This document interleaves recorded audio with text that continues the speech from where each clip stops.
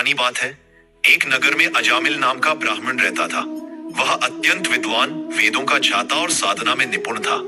उसकी तपस्या इतनी गहरी थी कि उसके संकल्प पूर्ण हो जाते थे।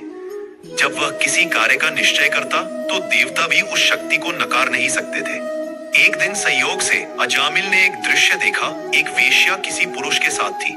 उस दृश्य ने जैसे किसी अदृश्य अग्नि की तरह उसके भीतर प्रवेश कर लिया। उसके मन की निर्मलता धीरे धीरे कलुषित होने लगी।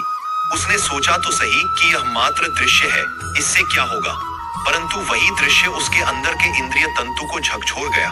उसके संयम का दीप धीमे धीमे बुझने लगा और देखते ही देखते वह अपने सारे नियम, अपनी साधना, अपने ब्रह्मत्व से गिर गया।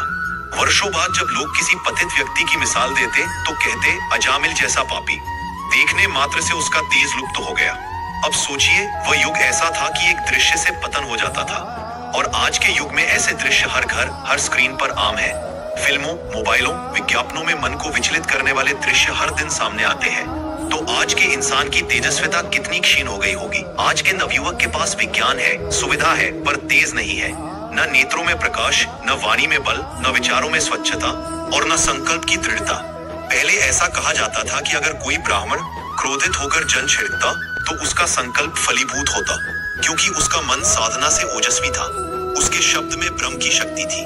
वह शक्ति कोई जादू नहीं थी, वह साधना की शक्ति थी, मन की स्पष्टता और अंतर्मन की पवित्रता से उत्पन्न दिव्य प्रभाव। परंतु आज ब्राह्मण ही नहीं, सभी समाज तेज से वंचित है। नियम, संयम, श्रद्धा, त्याग और साधना का अभाव बढ़ गया है। आहार अपवित्र हुआ, विचार अशांत हुए और जीवन बाहरी आकर्षण में उलझ गया। इसलिए आज हर व्यक्ति व्यग्र है, चाहे उसके पास धन हो या न हो। अंदर की शांति केवल तभी लौटेगी जब हम फिर से तेजस्विता अपनाएंगे।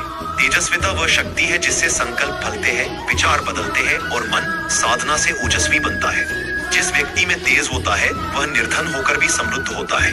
उसका वचन ब्रह्म वाक्य बन जाता है और उसका जीवन दूसरों के लिए दीपक। इसलिए आवश्यक है कि हम अपने भीतर नियम, त्याग और साधना के दीप को पुनः प्रज्वलित करें, तेजस्विता को जगाएं, क्योंकि यही वह शक्ति है जो मनुष्य को फिर से अजामिल से ऋषि बनने की दिशा में ले जाती है।